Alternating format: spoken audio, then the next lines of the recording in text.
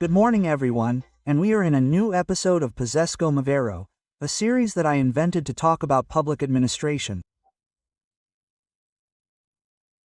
Each episode has a guest, I could say a friend who we have shared some of our experiences together, within the public administration.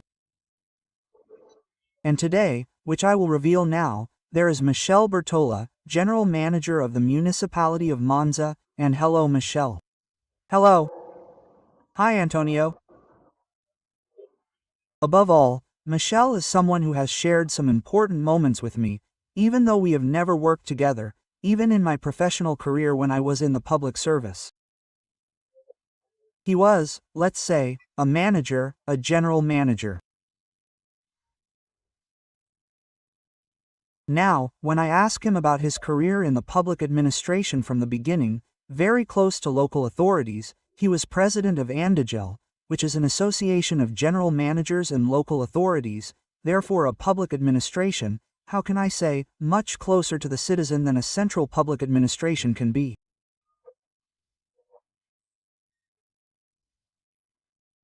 So Michelle, first of all, thank you for taking the time to do this, let's say, slightly amusing thing that I came up with, to try to highlight the steps that can be taken within the public administration. I often try to address these episodes to young people, especially young people, but we'll talk about that. So, please introduce yourself for a moment. Michelle Perola. Michelle Percola, I'm 43 years old, still brilliant, and I've worked in the public administration for many years. I started my career by working my way up through the ranks at the lower levels, the sixth level, where there were still numbers and not letters, and we're talking about the last millennium. Since then, I've been passionate about it, and now I've been a general manager for over 27 years. So, my main profession in my career path has always been working in municipalities and local authorities, which, as you mentioned, are a bit like my soul, but also the beauty of being in that place where citizens, in fact, open the doors, and this means that you always want to keep your business very close to you, with the people your business affects, that is. Sure. Listen, I've seen a bit beyond the ones I know personally, so I've looked at your story, your resume, right?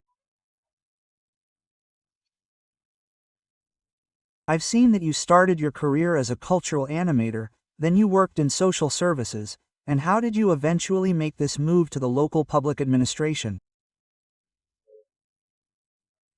Tell me about your beginnings.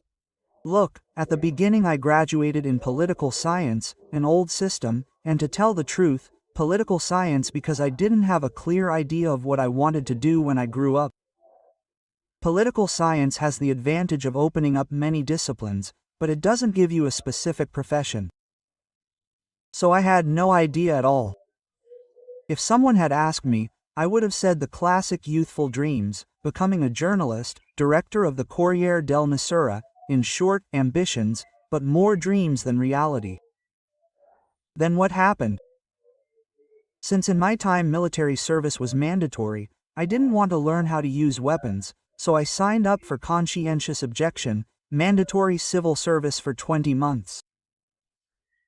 And there it was the ministry that assigned you, and they assigned me to a municipality. They assigned me to the municipality of Monza, specifically to a suburb, to deal with kids.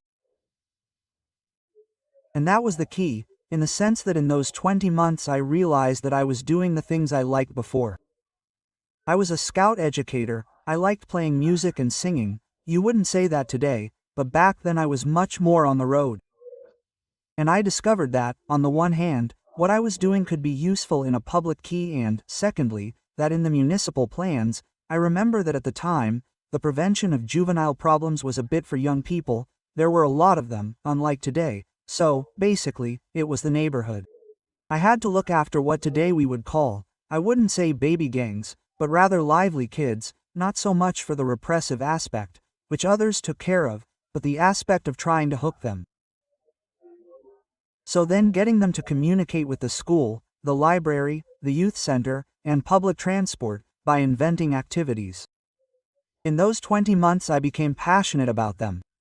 There were some things in the Monza park that we lent a lot to, like finding a stolen scooter, maybe telling the kids it was you, don't be smart, let's see them.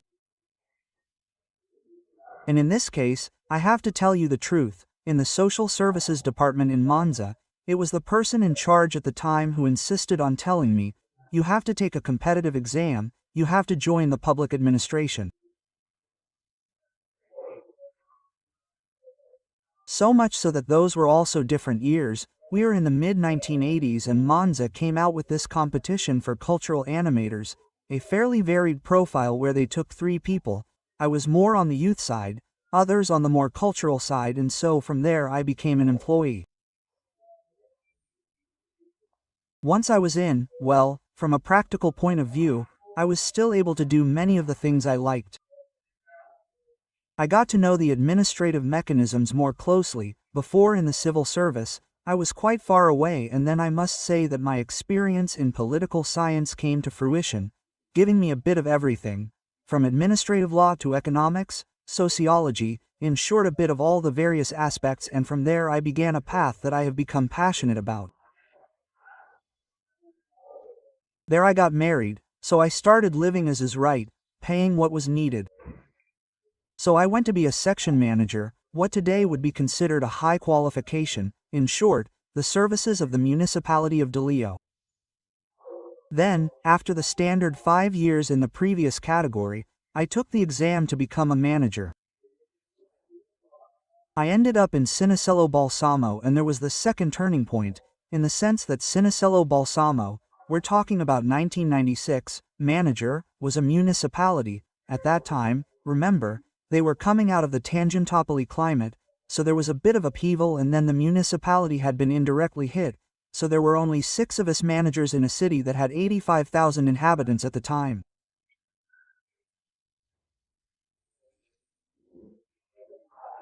I arrived, all of them, let's say, the old management team, now retired, had left, and that's because life is made of lucky breaks, 2 lucky breaks.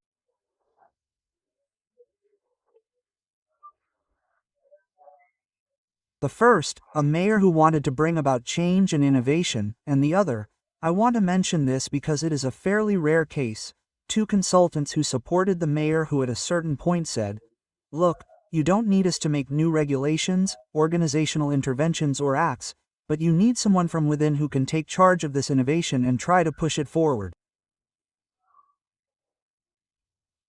And so let's say the luck of a mayor. The law on the general manager came out in 97. These 2 officials said, look, these 2 consultants who said you need a figure. A bit of a risk typical of youth, and so at 36 I was appointed general manager in the first phase. If I look back at it now, I was the director in Cinisello from 98 to the end of 2001, almost 4 years. If I look at them now with my own eyes, I would list all the mistakes I made and the mistakes that didn't work, to make you understand the problem of power.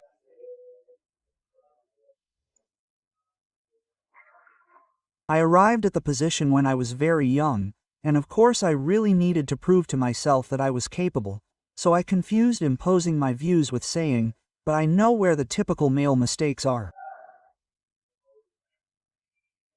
That is, I am right by definition. It is better to say that today there are many good things about it.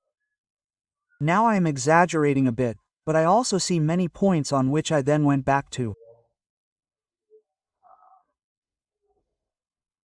Listening to you a bit, it seems to me that I am reviewing a bit of what I have obviously experienced in different situations, in different administrations, right? More or less. And I had, however, a little later, I had my first assignment as Director General of the Civil Service. I think it was in 2021, now more or less, I don't remember. And now I think the same thing as you, that is, I review the mistakes I have made, but those mistakes were necessary to train me to carry out certain roles of responsibility. Therefore, it is impossible not to make mistakes. Indeed, a manager, an official, a director, a manager must make mistakes because, if you don't make mistakes, then you won't. Therefore, there is no art, no one has a magic wand. Therefore, he says to me, I totally agree. You were saying before that we also address young people, in this way we reassure them.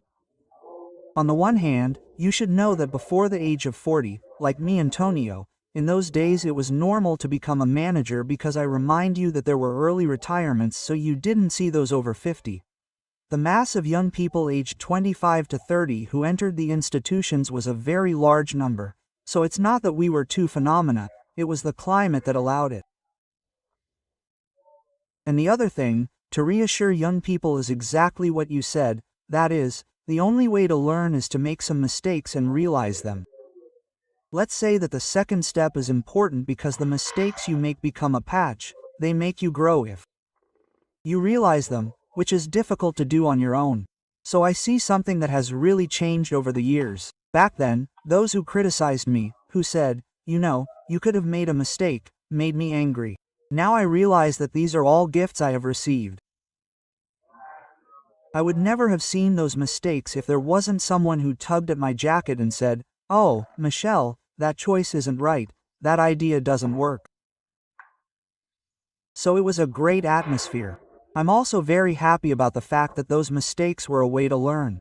So much so that after Cenicello I went to Cesena for 6 years, which also helped me to say that it was no coincidence that I had become a director, I was really capable of doing it. I worked in Cesena from 2002 to 2007, 5 years. And I must say that, even there, always thinking about the young people to whom we can indirectly address them, the idea of having changed institutions, having also had the inconvenience of being far away, there is the weekly commute, I do not hide the fatigue, but the professional terms, a great wealth of the alternating world of Lombardy, very Emilia-Romagna, because then I returned for 2 years in Regnano, then there was 4 years in Imola, then 8 years in Berga and in Veneto in Monte, so I alternated a bit. The profession of regional director is linked to the mandate of the mayors, right? So it was clear that they were contracts lasting one mandate, a mandate and a half, roughly.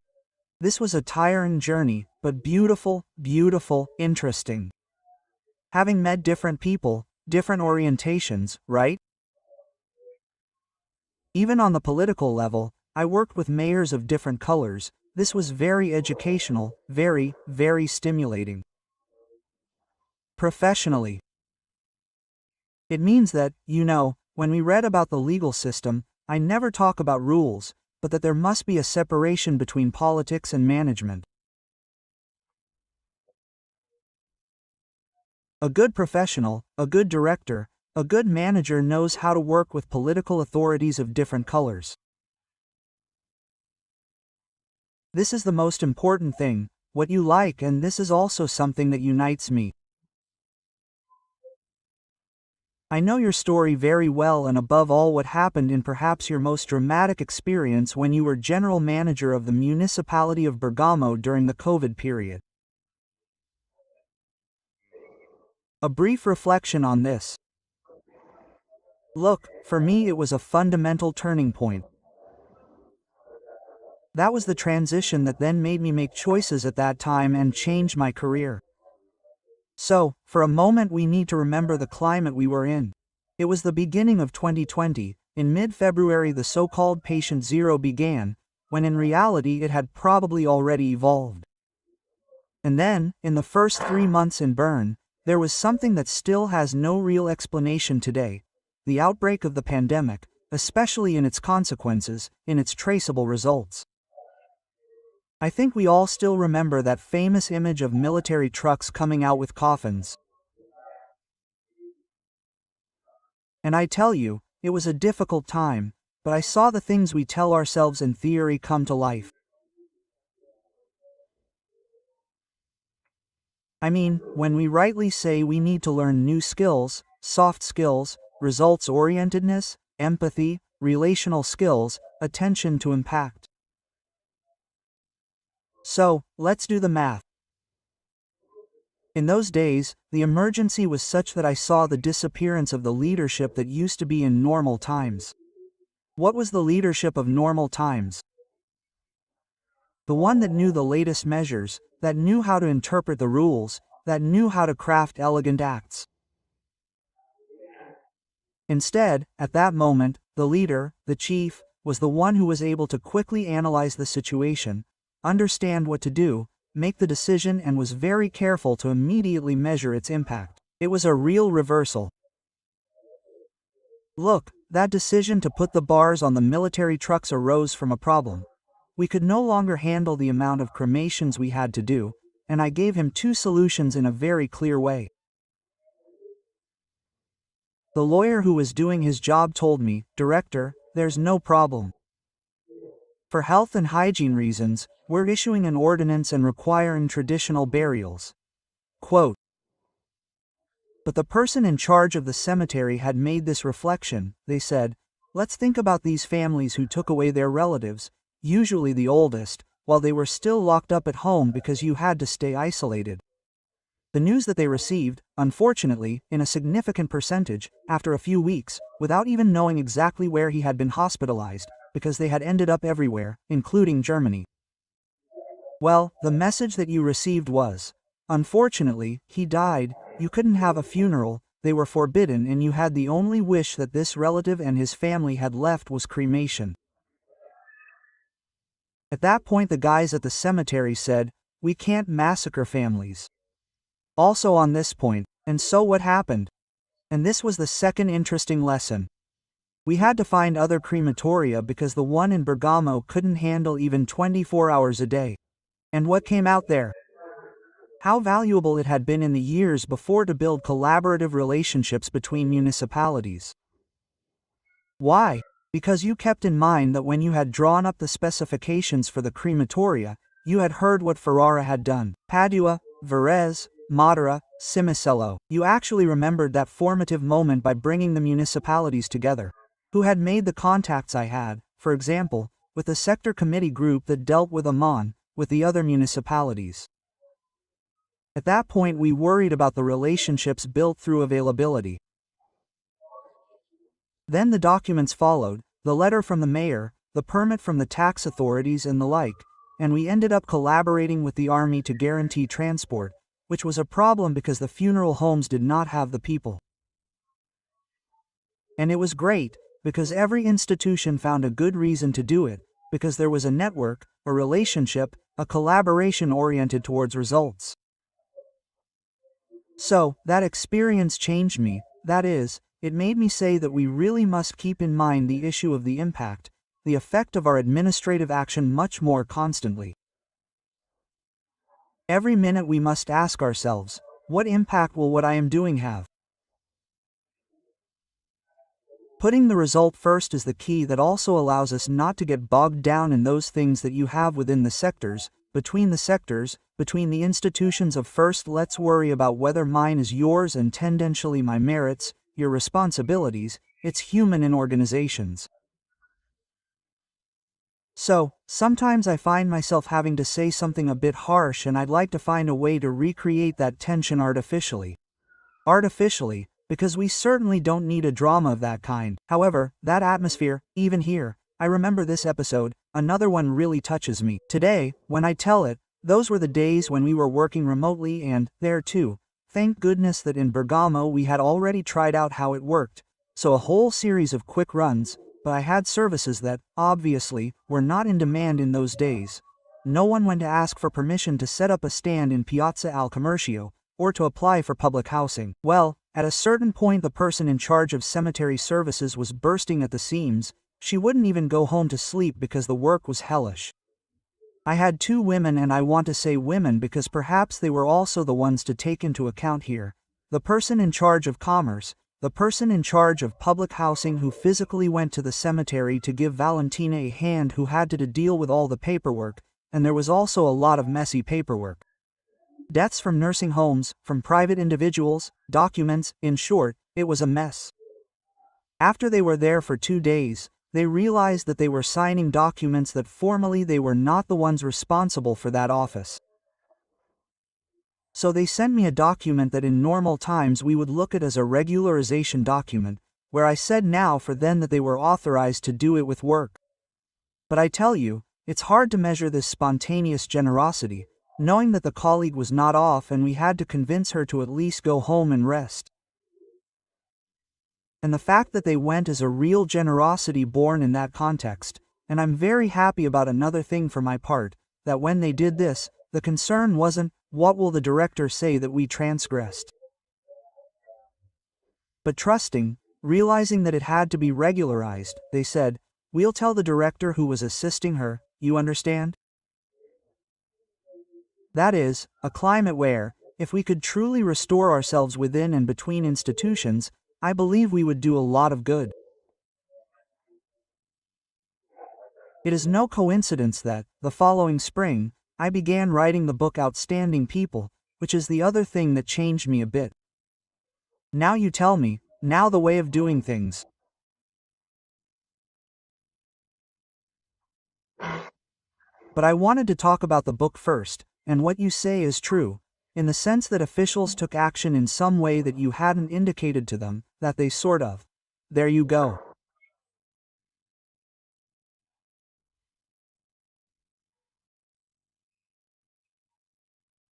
And you said they did it, but then I didn't fix it, but I regularized that behavior.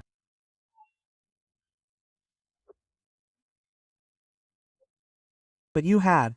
I think you had already conveyed to them your vision of management that you had in a very innovative way, not about compliance, not about bureaucratic rules to follow.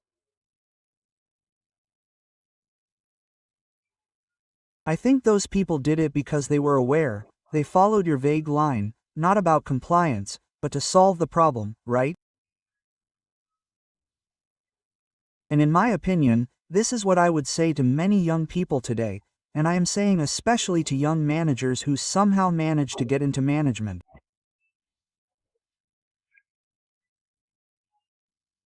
Always follow the bureaucratic procedures, but try to solve the problem, involve the people who work with you, leaving them free to take actions that, obviously, in that situation was an emergency.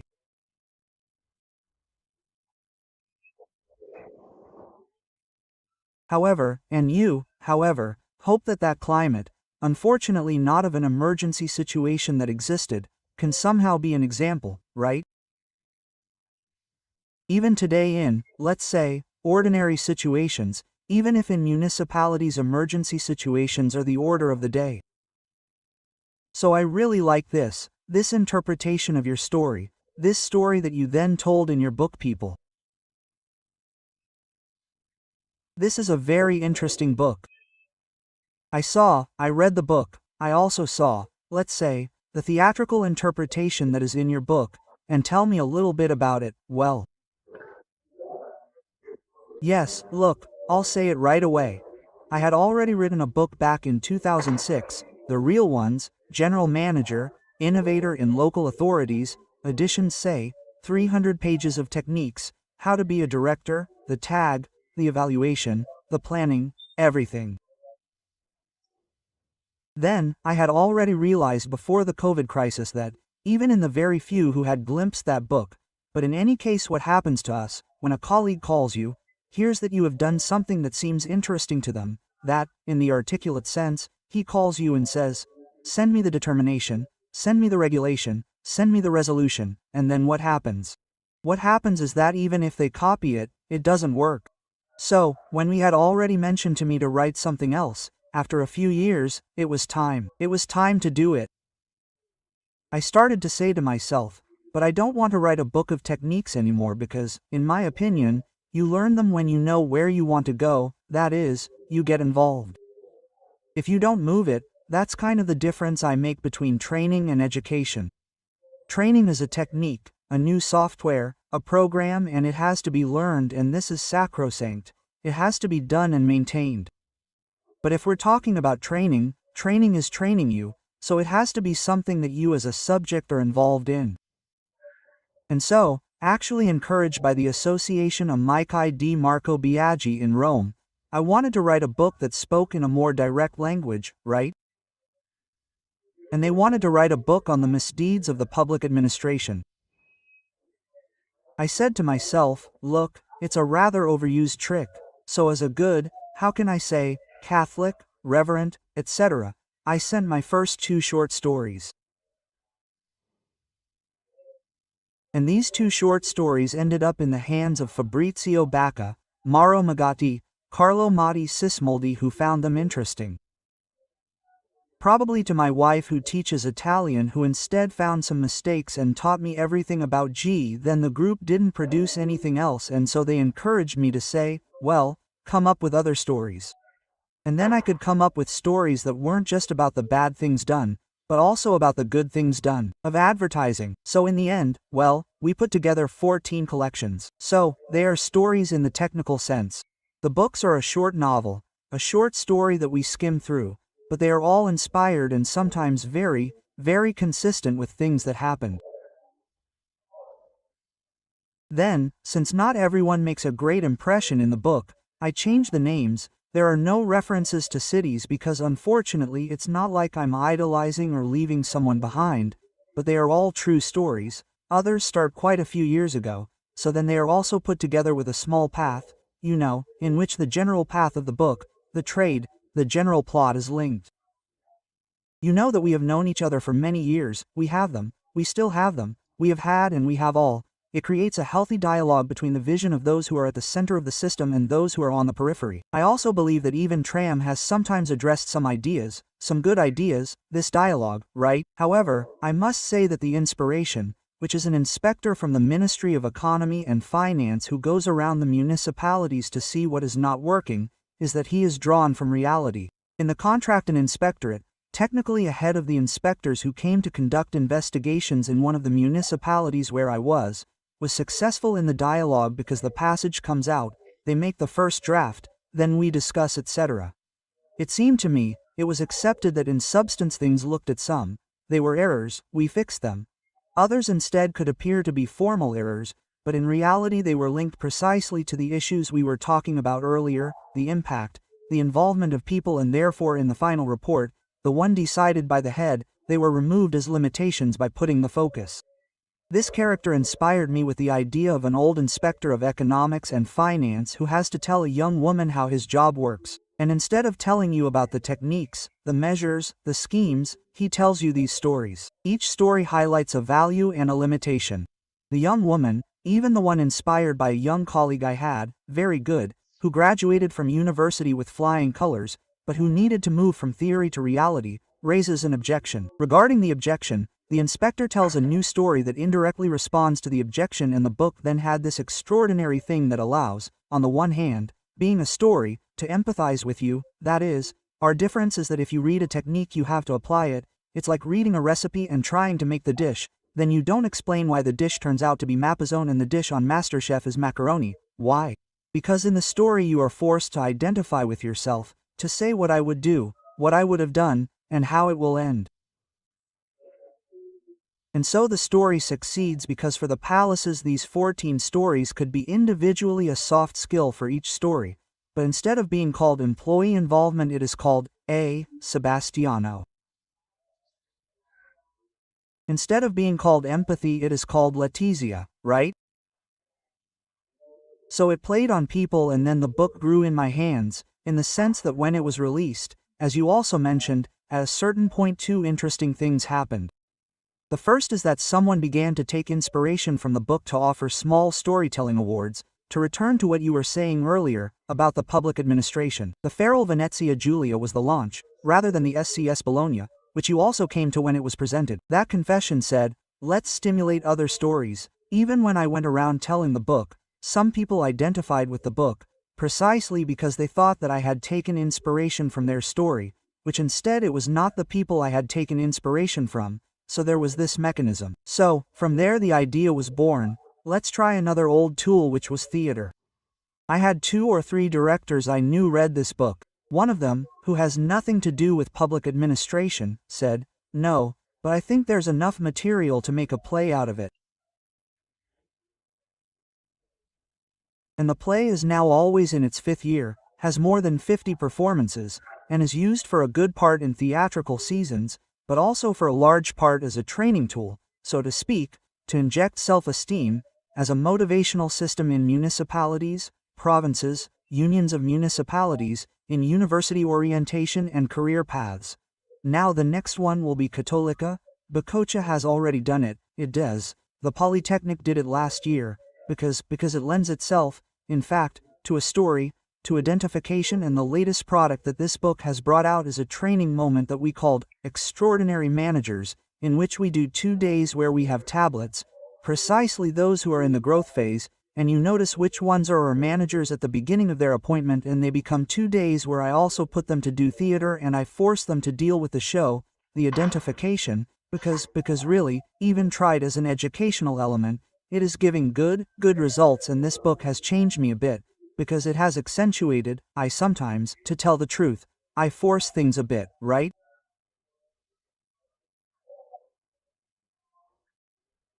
When I say, it's all about soft skills rather than the organizational model and the soul you put into it, I know I'm forcing it a bit, but I'm forcing it because the other side is already fully aware of it, because there's no official who doesn't know that keeping up to date with regulations and understanding techniques is important. So I don't need to repeat that. I'm putting more emphasis on what, in my opinion, is a bit lacking, which is also a topic of a small discussion once made when commenting on Zangrillo's recent directive on training, which, by the way, is a great thing. It puts training at the center, and of those 15 circular pages, the last 13 are perfect. They tell my story, having put the first 2 pages that it is a mandatory requirement at 40 hours which, if you don't do it, will affect your grade, etc. There's a risk that even the 13 pages will be read that way. So I also say that in the path of extraordinary people, there's the need to put it at the center, because if you care about that thing, you will do the rest willingly. If instead you take the first part and transform even a beautiful, interesting activity like training into an obligation, it is as if you approach it with negative glasses, and therefore the book has accentuated this attention even more. Right? But the book and also the theatrical representation are truly, as you were saying, an educational story. I always have the idea of the story because it becomes more immediate, and I really like what you had, the distinction you made between training and education, right? That is why the story is essential. Some time ago, I went to the Central State Archives, which almost no one ever goes to, a beautiful place, where the past of the public administration is preserved. That is, where it is told.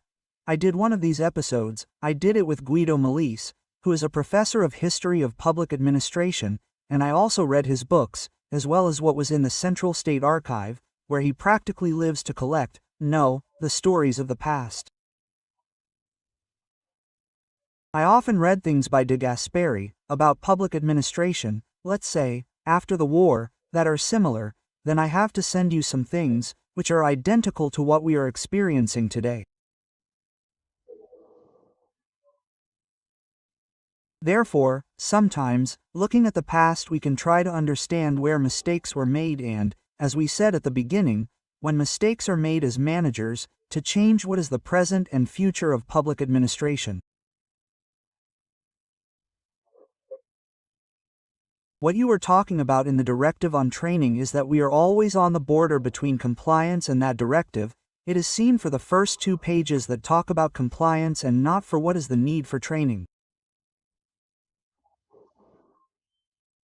It is something that we have experienced many times on bonuses, also on the things that you and I have discussed about contracts and other things. There lies the boundary between compliance and what is actually needed in the administration.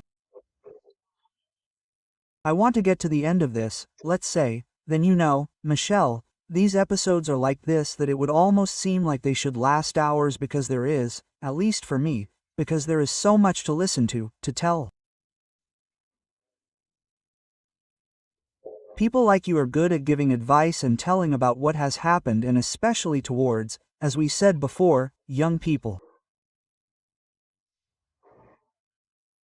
So, looking to the future, how do you imagine the public administration of the future, especially in the world of local authorities? You are right, many times we who are at the center see them as too distant, and we do not know how to understand what the needs of local authorities are. I myself have written regulations, contracts that sometimes were a problem to apply, because I believe that all these things should be simplified, especially for those who then have to apply them. How do you see the local authority of the future? Are there young people who can replace Michelle Bertola's innovation?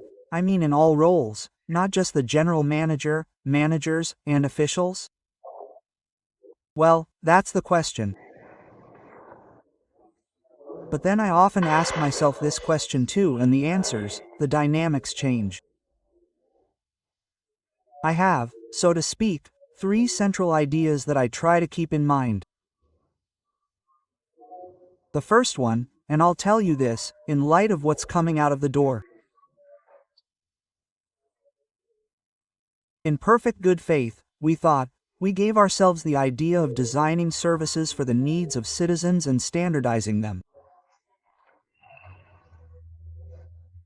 Now, with all this in a homogeneous society made up of families with 2 parents, 2 children, stable jobs, stable residences, this idea of standardization worked as a guarantee.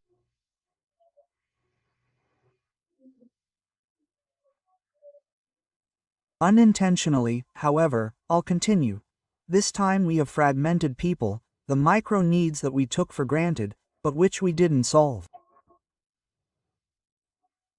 So what is the message that comes to mind? So, when we think about what a new need or requirement is, let me give you a really simple example. Whether children are essential or not, a service that supports families when children are between 0 and 3 years old is essential. In light of this, what have we done? We have provided services that last from Monday to Friday, from 9 o'clock to 1700 for 42 weeks a year with a teacher-child ratio of 1 to 5 for the little ones and 1 to 8 for the older ones. Today, work is not permanent. It does not last from Monday to Friday. There is a price for smart working. Your residence is not stable. The young and elderly grandparents who are around there, even if they are often not the grandparents who are there, in the sense that they are grandparents who are old and have an egg, but their child is somewhere else. Now we need to put chest, or rather, slightly thick shoulders, at the center. When a service has reached its standard, it is time to change. We need to stop working to think about stable services, and instead think about something that can move. And this is the second message I give. You can do this if you keep the impact of your action at the center. If you constantly ask yourself what the impact of that service, of that activity, is, it is a good guide, because if you keep the impact in mind, it forces you to. I remember, when I was a scout mentioned earlier, in the planning we would put everything in order, but then we knew that the good thing was that something unexpected would happen, and the real ability we had to have, in light of the result to be achieved, was to change the path.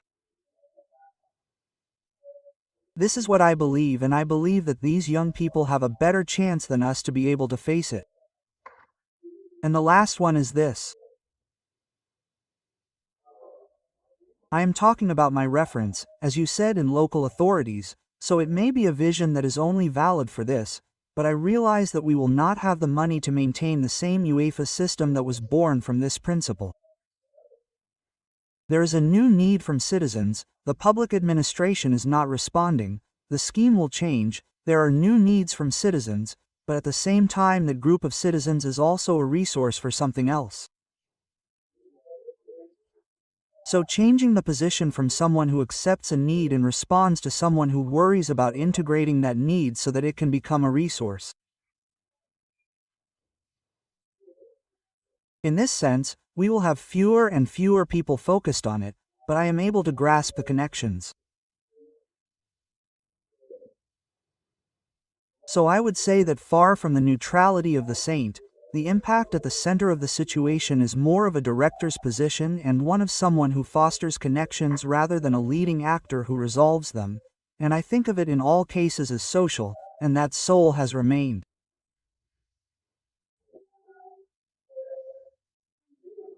On the issue of healthcare, We all know that a good elderly person with good relationships in the area who leaves the house and receives incentives will save on healthcare intervention in the medium term.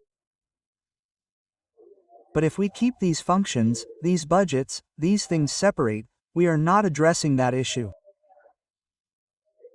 In my opinion, these three keys are interesting, but there is also one last criterion. I always ask you this question, when any act arrives in a council, a new square, a road, but why do I ask this question? This will foster greater trust, greater relationships, greater opportunities. If the answer is yes, I'll go. If the answer is no, I have to change something. It could be that connection that I'm very afraid of. It is what it is. In the last 2 years we've had a very powerful drug, money from the PN. For a moment it took us back to our beloved 80s when the problem wasn't money, it was just having ideas to make money. But be careful, I say it's a drug because TMR, as it should be, must be an investment that then ends and bears fruit. If we don't follow these criteria that I told you, look, in a few years we'll see the garbage can, the nursery built and empty, the swimming pool prepared, the bike path that doesn't work, the work left half done. That's why I say, it's, well, a criterion that we have to embody, and on this less e.g. and more us, that is, it's something we'll get out of.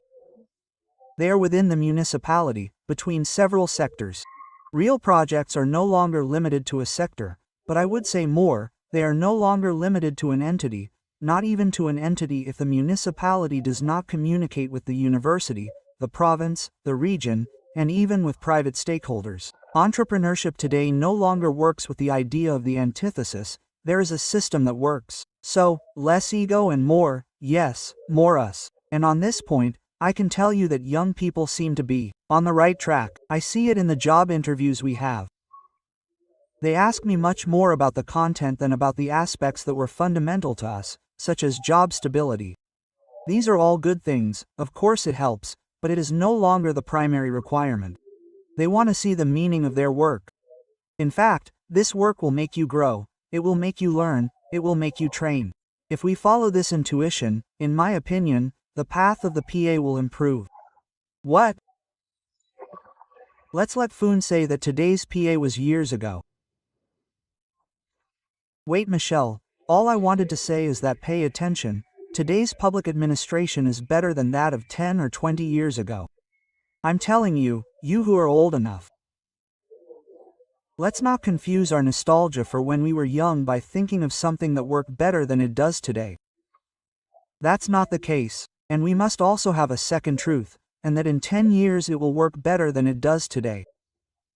So you're right in saying that now you enjoy these tools and you have a focus on young people too. That is because, age-wise, we feel it. I no longer have the mission of directly creating big new projects. I am concerned with transmitting something that allows those who arrive to try, so I encourage them to try, I also encourage them to make mistakes, then we can fix it. In other words, people must feel young in a place where if you have an idea, you can try to implement it, which is what they ask of you, but that is also what is needed. So I see the future of our beloved public administration a bit like this. Beloved public administration. Look, the fact that you were just saying about involving young people and giving them meaning.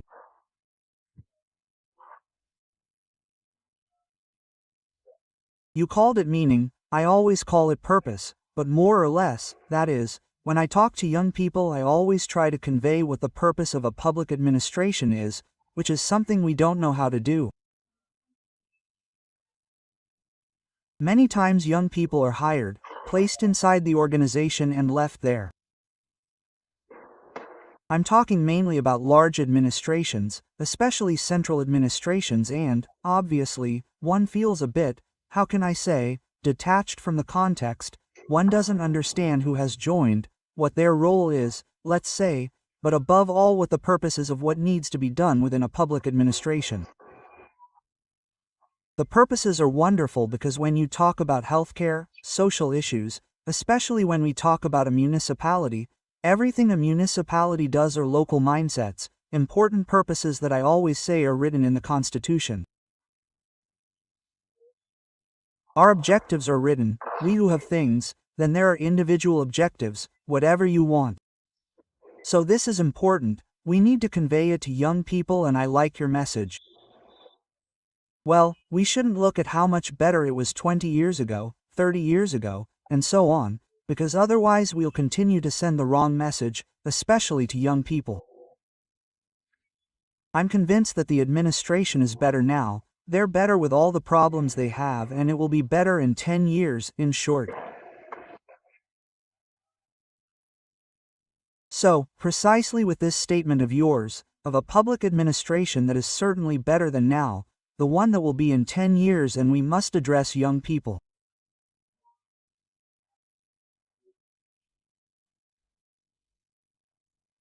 I thank you for everything you've told, which are, let's say, stories of training like your book, like the one about the theater, the book that was then transformed into a theatrical story.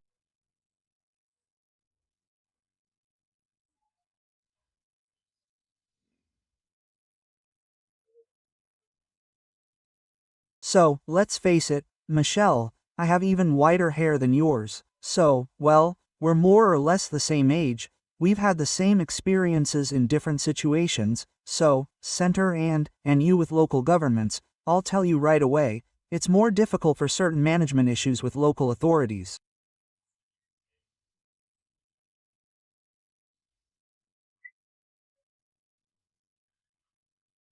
Mine was perhaps a little more complicated to have relationships here at the center, a little more problematic relationships with politics or whatever, but we both have this passion for public administration that we have to transmit. That's why I do these things at the end of my professional career. Michelle, thank you. Maybe we'll do another one, continuing to tell stories. Maybe you'll write another book. In fact, I'm almost sure you will, and we'll tell each other stories. I thank you, Michelle, for the time that you've, let's say, given to my desire to tell stories. I thank you very much and to all those who listen to us, and let's say I'll see you in the next episode of Crazy Vero. Thank you, Antonio. Thank you everyone and good work in public administration to everyone. Thank you, Gra, thank you.